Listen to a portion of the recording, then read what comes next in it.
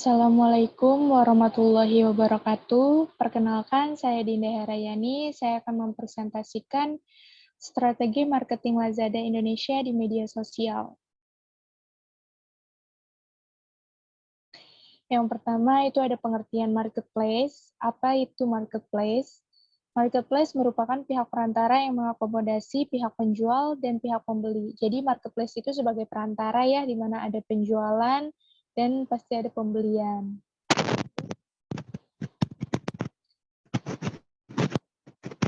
Lazada Indonesia adalah situs belanja online yang menawarkan berbagai macam jenis produk, mulai dari elektronik, buku, mainan anak, perlengkapan bayi, alat kesehatan, dan produk kecantikan, peralatan rumah tangga, serta perlengkapan traveling dan olahraga. Lazada Indonesia didirikan pada tahun 2012 dan merupakan bagian dari Lazada Group yang beroperasi di Asia Tenggara hingga tahun 2014. Lazada Group telah beroperasi di Singapura, Malaysia, Indonesia, Vietnam, Thailand, dan Filipina. Dan Singapura adalah sebagai lokasi kantor pusat mereka. Jadi, kantor pusat Lazada itu berlokasi di Singapura ya. Dan di sini ada kelebihan Lazada. Yang pertama yaitu menawarkan produk yang beraneka ragam. Seperti yang tadi saya sebutkan ya, ada perlengkapan bayi, perlengkapan rumah tangga, perlengkapan kecantikan, perlengkapan traveling, dan juga olahraga. Banyak sekali dan yang lainnya juga. Lalu yang kedua, banyak promo dan diskon. Jadi Lazada itu sering mengadakan promo atau diskon ya. Itu adalah sebagai kelebihan Lazada. Lalu yang ketiga ada opsi pembayaran COD. Maksud dari opsi pembayaran COD itu pembayaran yang bisa terjadi di tempat ya. Misalnya nih barang datang, nah kita bisa membayarnya di tempat. Biasanya opsi pembayaran COD ini untuk kalangan-kalangan anak kecil ataupun anak muda yang belum memiliki rekening ataupun ATM itu bisa menggunakan opsi pembayaran COD. Lalu yang keempat ada gratis ongkir, dan Lazada juga sering banget mengadakan gratis ongkir. Lalu yang kelima itu adalah tampilan website bersahabat. Maksud dari tampilan website bersahabat ini adalah tampilannya itu menarik dan juga websitenya itu mudah digunakan oleh pengguna baru ya. Jadi tidak perlu ribet-ribet lagi untuk bagaimana sih ini cara menggunakannya. Nah, itu nggak usah ribet-ribet lagi karena websitenya itu sangat mudah dimengerti dan sangat mudah digunakan. Nah, tadi ada kelebihan Lazada dan sekarang ada kekurangan Lazada. Yang pertama itu ada sistem COD masih terbatas. Nah, tadi kan memang ada opsi pembayaran COD ya, tapi sistem COD-nya itu masih terbatas. Mengapa terbatas? Karena tidak semua toko itu mengadakan opsi pembayaran COD. Jadi hanya toko-toko yang tertentu saja yang mengadakan opsi pembayaran COD. Jadi itu adalah salah satu kekurangan Lazada. Lalu yang kedua yaitu konfirmasi pembayaran cukup lama. Jadi di Lazada juga kekurangannya itu dalam pengkonfirmasian pembayaran ya. Dia sangat cukup lama juga, jadi membutuhkan waktu. Dan yang ketiga ada kerap terjadi penipuan di Lazada. Nah, maksud dari kerap terjadi penipuan ini seharusnya harus lebih diperhatikan lagi dan lebih berhati-hati lagi dalam menggunakan website Lazada ataupun marketplace Lazada. Contohnya penipuan ini misalnya nih kita mau beli HP iPhone. Nah, di katalog itu kita melihat HP iPhone itu dengan harga 1 juta. Nah, nggak mungkin banget dong HP iPhone, apalagi HP iPhone 12 misalkan, dengan harga 1 juta. Nah, itu adalah trik penipuan. Jadi kalian bagi pengguna marketplace Lazada itu harus hati-hati karena sering terjadi trik-trik penipuan seperti itu. Lalu ada analisis SWOT-nya. Di sini yaitu ada strength atau kekuatan. Transaksi antara pembeli dan penjual dilakukan secara cepat, mudah, dan murah Lazada masih mempunyai kekuatan-kekuatan lainnya yang dapat membuat Lazada bersaing dengan perusahaan e-commerce lainnya seperti misalnya yang pertama itu jangkauan global, lalu pengurangan biaya operasi, kecepatan menjangkau pasar, biaya komunikasi atau koordinasi lebih rendah, meningkatkan hubungan dengan konsumen, informasi yang up to date, berbasis data dan email sehingga lebih terorganisasi. Setelah ada strength, yaitu ada weakness. Weakness itu yaitu kelemahan ya. Karena mudah dijalankan, maka menjadi sangat mudah bagi siapa saja untuk melakukan dan bersaing dengan cara promosi iklan, produk, dan jasa yang serupa, sehingga menimbulkan kompetisi yang tinggi serta barang tidak bisa dipegang secara langsung. Kadang barang tersebut tidak sesuai dengan yang kita inginkan atau beda dengan yang ditampilkan dalam katalog. Jadi maksudnya itu sering terjadi apa ya, barang itu nggak sesuai sama yang kita harapkan, nggak sesuai sama yang kita inginkan, ataupun beda dengan yang berada di katalog. Contohnya, misalnya di dalam katalog itu kita melihat sepatu. Nah, sepatunya wah bagus banget nih gambarnya, katalognya. Nah, ternyata yang setelah datang barangnya itu ternyata rusak ataupun tergores-gores, itu adalah salah satu kelemahannya. Dan juga misalnya nih kita pengen beli jam tangan misalkan, atau kita pengen beli sepatu misalkan. Nah, ketika kita sudah membeli, sudah check out, lalu pas barangnya datang itu ternyata bukan sepatu yang datang, malah jam tangan. Nah, itu adalah salah satu kelemahan, dan itu juga adalah termasuk kelemahan dari marketplace Lazada juga, atau analisis SWOT-nya ya.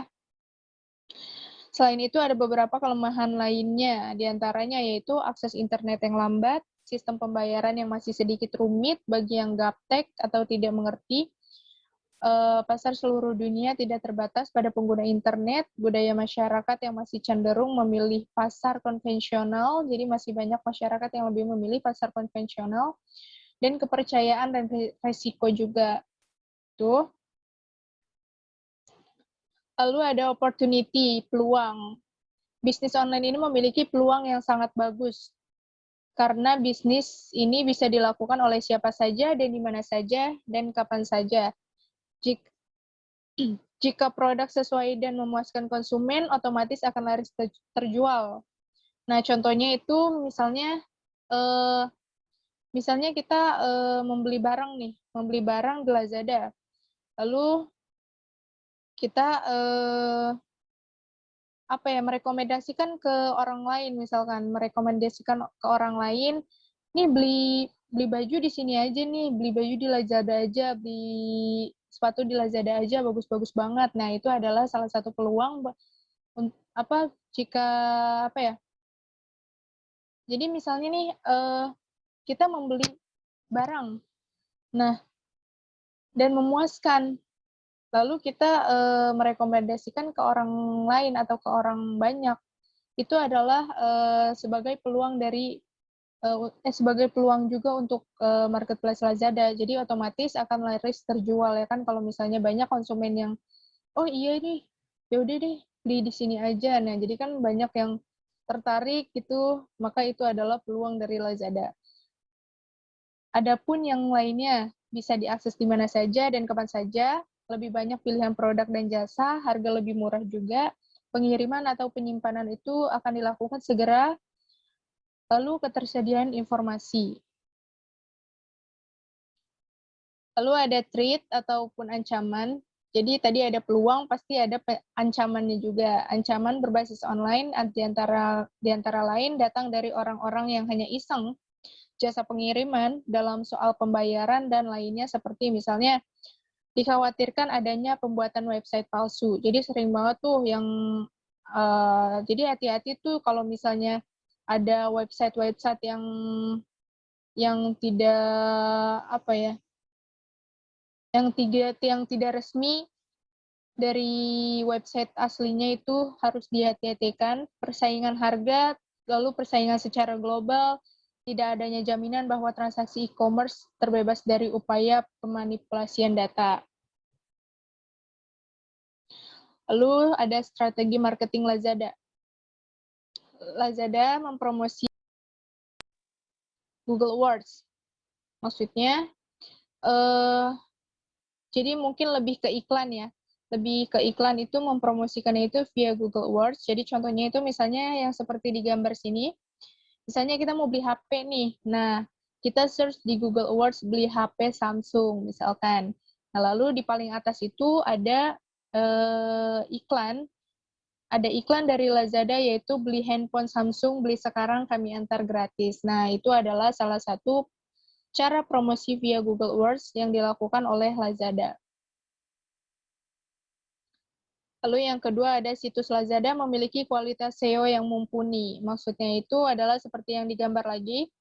Misalnya kita search di Google Awards, yaitu kata kuncinya itu toko online. Misalnya nih, aku mau beli barang nih, mau beli HP misalkan ataupun mau beli apa ya, tapi rekomendasi toko apa ya yang harus dilihat-lihat. Nah, kita search di Google Awards, misalnya toko online, maka di paling atas itu ada lazada.co.id, belanja online fashion, elektronik, TV, tas, HP, laptop, tuh seperti itu iklannya ya. Itu adalah kualitas SEO yang mumpuni yang dimiliki oleh Lazada. Lalu Lazada memanfaatkan Facebook dengan baik. Jadi Lazada juga memiliki akun Facebook untuk mempromosikannya katalog-katalog yang dimilikinya itu lewat Facebook.